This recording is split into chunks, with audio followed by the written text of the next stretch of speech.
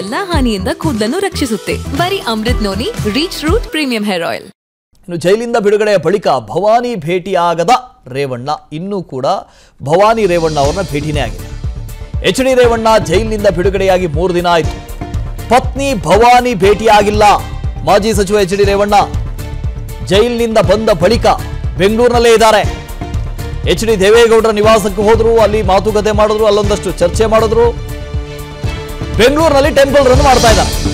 ಆದರೆ ಇವತ್ತಿನವರೆಗೆ ರಿಲೀಸ್ ಆಗಿ ಬಂದ ನಂತರ ರಿಲೀಸ್ ಬಿಡಿ, ಯಾವತ್ತು ತನಿಖೆಗೆ ಅಂತ ಕರೆಸಿ ಅರೆಸ್ಟ್ ಮಾಡಿದ್ರಲ್ಲ, ಆವತ್ತಿನಿಂದ ಇವತ್ತಿನವರೆಗೆ ಭವಾನಿ ರೇವಣ್ಣ ಅವ್ರನ್ನ ಭೇಟಿಯಾಗಿಲ್ಲ. ಭವಾನಿ ರೇವಣ್ಣ ನೋಡೋದಕ್ಕೂ ಬರಲಿಲ್ಲ. ಎಚ್.ಡಿ. ರೇವಣ್ಣ ಹೇಗಿದ್ದಾರೆ, ಜೈಲಿನಲ್ಲಿದ್ದಾರಾ, ಏನು ಮಾಡ್ತಾ ಇದ್ದಾರೆ ಅದನ್ನು ಕೇಳೋದಕ್ಕೂ ಕೂಡ ಭವಾನಿ ರೇವಣ್ಣ ಅವರು ಬಂದಿಲ್ಲ. ಜೊತೆಗೆ ಭವಾನಿ ರೇವಣ್ಣ ಅವ್ರಿಗೂ ಕೂಡ 2 ನೋಟಿಸನ್ನು ಕೊಡಲಾಯಿತು.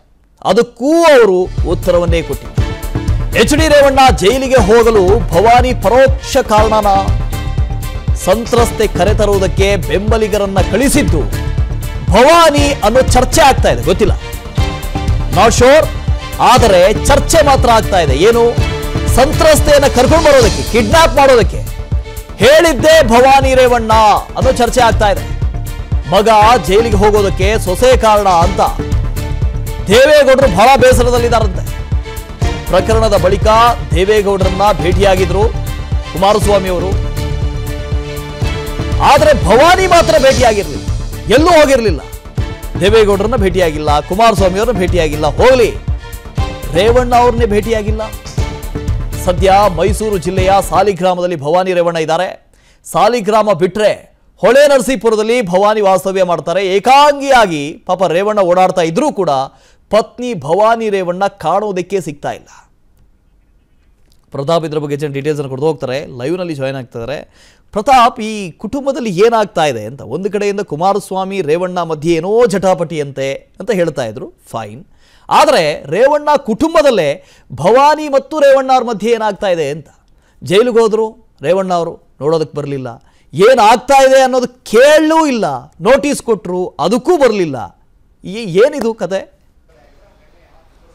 ನನ್ನ ಜೀವನದಲ್ಲಿ ನಾನು ಮಾತ್ರವಲ್ಲ, ನನ್ನ ಕೂದಲು ಕೂಡ ಆಗಿರ್ಬೇಕು ಸ್ಟ್ರಾಂಗ್ ಅಂಡ್ ಸ್ಟೈಲಿಶ್. ಬರೀ Amrit noni reach root premium hair oil ನೊಂದಿಗೆ. Reach root premium hair oil. Vasudev ಅಂತಂದ್ರೆ ಮಾಜಿ ಸಚಿವ ಎಚ್.ಡಿ. ರೇವಣ್ಣ ಅವರು ಲೈಂಗಿಕ ದೌರ್ಜನ್ಯ ಮತ್ತೆ ಅತ್ಯಾಚಾರ ಪ್ರಕರಣಕ್ಕೆ ಸಂಬಂಧಪಟ್ಟಂತೆ ಆ ಮಗನನ್ನ ರಕ್ಷಣೆ ಮಾಡ್ಲಿಕ್ಕೆ ಹೋಗಿ ಜೈಲು ಪಾಲಾಗಿದ್ರು. 10 ದಿನಗಳ ಕಾಲ ಜೈಲಿನಲ್ಲಿದ್ರು. ಅದಾದ ಬಳಿಕ ಅವರಿಗೆ ಜಾಮೀನು ಸಿಕ್ತು. ಆ ಬಿಡುಗಡೆಯ ಭಾಗ್ಯನೂ ಕೂಡ ಆಗಿದೆ. ಕಳೆದ 3 ದಿನಗಳಿಂದ ಅವರು ಆ ಬಿಡುಗಡೆಯನ್ನು ಕೂಡ ಹೊಂದಿದ್ದಾರೆ.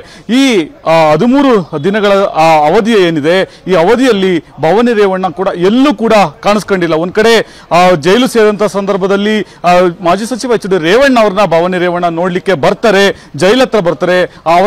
ಜೈಲ್ ಹತ್ರ ಬಂದು ಧೈರ್ಯ ಹೇಳ್ತಾರೆ, ಸಾಂತ್ವನ ಹೇಳ್ತಾರೆ ಅನ್ನೋ ನಿರೀಕ್ಷೆ ಇತ್ತು. ಅಲ್ಲಿಗೂ ಕೂಡ ಬರಲಿಲ್ಲ. ಅದಾದ ಬಳಿಕ ಜೈಲಿನಿಂದ ಬಿಡುಗಡೆ ಆಗ್ತಾರೆ. ಬಿಡುಗಡೆ ಸಂದರ್ಭದಲ್ಲಾದ್ರೂ ಕೂಡ ಭವಾನಿ ರೇವಣ್ಣ ಅವರು ಬರ್ತಾರೆ ಅಂತ ನಿರೀಕ್ಷೆ ಇತ್ತು. ಆದ್ರೂ ಕೂಡ ನಿರೀಕ್ಷೆ ಸುಳ್ಳಾಗಿದೆ. ಒಂದ್ ಕಡೆ ಕಳೆದ 3 ದಿನಗಳ ಹಿಂದೆ ಎಚ್.ಡಿ. ರೇವಣ್ಣ ಅವರು ಬಿಡುಗಡೆ ಆದ್ರು. ಕಳೆದ 3 ದಿನಗಳಿಂದನೂ ಕೂಡ ಭವಾನಿ ರೇವಣ್ಣ ಅವರನ್ನ ನೋಡ್ಲಿಕ್ಕೆ ಎಚ್.ಡಿ. ರೇವಣ್ಣ ಅವರು ಬಂದಿಲ್ಲ. ಎಚ್.ಡಿ. ರೇವಣ್ಣ ಅವರು ನೋಡ್ಲಿಕ್ಕೆ ಭವಾನಿ ರೇವಣ್ಣ ಅವರು ಬಂದಿಲ್ಲ. ಇಲ್ಲಿ ಒಂದ್ ರೀತಿ ಸಾಕಷ್ಟು ಒಂದ್ ರೀತಿ ಏನಾಗಿದೆ ಕುಟುಂಬದೊಳಗಡೆ ಅನ್ನೋದು ಕೂಡ ಸಾಕಷ್ಟು ಚರ್ಚೆ ಆಗ್ತಿದೆ. ಒಂದ್ ಕಡೆ SIT ಅಧಿಕಾರಿಗಳು ಭವಾನಿ ರೇವಣ್ಣ ಅವರಿಗೆ 2 ಬಾರಿ ನೋಟಿಸ್ ಅನ್ನ ನೀಡಿದ್ದಾರೆ. ಆದ್ರೆ ಇಲ್ಲಿವರೆಗೂ ಕೂಡ ಭವಾನಿ ರೇವಣ್ಣ ಅವರು ಅದಕ್ಕೆ ಉತ್ತರವನ್ನು ಕೊಟ್ಟಿಲ್ಲ, ಅದಕ್ಕೆ ಪ್ರತಿಕ್ರಿಯೆಯನ್ನು ಕೂಡ ಕೊಟ್ಟಿಲ್ಲ. ಮತ್ತೊಂದ್ ಕಡೆ ಒಂದು ಚರ್ಚೆ ಆಗ್ತಿರುವಂತದ್ದು ಏನು, ರೇವಣ್ಣ ಅವರು ಅರೆಸ್ಟ್ ಆಗ್ಲಿಕ್ಕೆ ಮೂಲ ಕಾರಣ ಭವಾನಿ ರೇವಣ್ಣ ಅವರು ಅನ್ನೋ ರೀತಿಯಲ್ಲಿ ಚರ್ಚೆ ಆಗ್ತಿರೋದು. ಯಾಕಂದ್ರೆ ಆ ಸಂತ್ರಸ್ತೆ ಏನಿದ್ದಾರೆ, ಆ ಸಂತ್ರಸ್ತೆಯನ್ನ ಕಿಡ್ನಾಪ್ ಮಾಡ್ಲಿಕ್ಕೆ ಭವಾನಿ ರೇವಣ್ಣ ಅವರು ಕಾರಣ. ಇದ್ರೊಳಗಡೆ ರೇವಣ್ಣ ಅವರ ತಪ್ಪಿಲ್ಲ ಅನ್ನೋದು ಸಾಕಷ್ಟು ಚರ್ಚೆ ಆಗ್ತಿದೆ. ಇದ್ರ ಜೊತೆಗೆ ಮಾಜಿ ಪ್ರಧಾನಿ ಎಚ್.ಡಿ. ದೇವೇಗೌಡರು ಮತ್ತೆ ಕುಮಾರಸ್ವಾಮಿ ಅವರು ಇಬ್ರು ಕೂಡ ಭವಾನಿ ರೇವಣ್ಣ ಅವರ ಮೇಲೆ ಸಿಟ್ಟನ್ನು ಮಾಡ್ಕೊಂಡಿದ್ದಾರೆ. ಆ ಹಿನ್ನೆಲೆಯಲ್ಲಿ ಭವಾನಿ ರೇವಣ್ಣ ಅವರು ಬೆಂಗಳೂರು ಕಡೆಗೆ ಬರ್ತಾ ಇಲ್ಲ. ಕೇವಲ ಅವರ ತವರೂರಾದಂತಹ ಸಾಲಿಗ್ರಾಮ, ಅಲ್ಲಿ ಬಿಟ್ರೆ ಏನು ಹೊಳೆ ನರಸೀಪುರ, ಈ 2 ಕಡೆಗಳಲ್ಲಿ ಮಾತ್ರ ಓಡಾಡ್ಕೊಂಡಿದ್ದಾರೆ. ರೇವಣ್ಣ ಅವ್ರನ್ನ ನೋಡ್ಲಿಕ್ಕೂ ಕೂಡ ಇಲ್ಲಿವರೆಗೂ ಬಂದಿಲ್ಲ ಅನ್ನೋದು ಸಾಕಷ್ಟು ಚರ್ಚೆ ಆಗ್ತಿದೆ. ನಿಜಕ್ಕೂ ಕೂಡ ಒಂದು ರೀತಿ ಏನಾಗ್ತಿದೆ ಕುಟುಂಬದ ಒಳಗಡೆ ಅನ್ನೋದು ಕೂಡ ಚರ್ಚೆ ಆಗ್ತಿರುವಂತದ್ದು. Vasudev, thank you Pratap. ಅನುಕ್ಷಣದ ಸುದ್ದಿಗಳಿಗಾಗಿ Vistara news YouTube channel subscribe ಮಾಡಿ. ಹೊಸ ಸುದ್ದಿಗಳ ನೋಟಿಫಿಕೇಶನ್ಗಾಗಿ ಬೆಲ್ ಐಕಾನ್ ಕ್ಲಿಕ್ ಮಾಡಿ. ಲೇಟೆಸ್ಟ್ ಅಪ್ಡೇಟ್ಸ್ಗಾಗಿ www.vistaranews.com ವೆಬ್ಸೈಟ್ಗೆ ವಿಸಿಟ್ ಮಾಡಿ. ಅಂಗೈಯಲ್ಲೇ ಜಗತ್ತಿನ ಸುದ್ದಿ ತಿಳಿಯಲು Vistara news Kannada app download ಮಾಡಿ.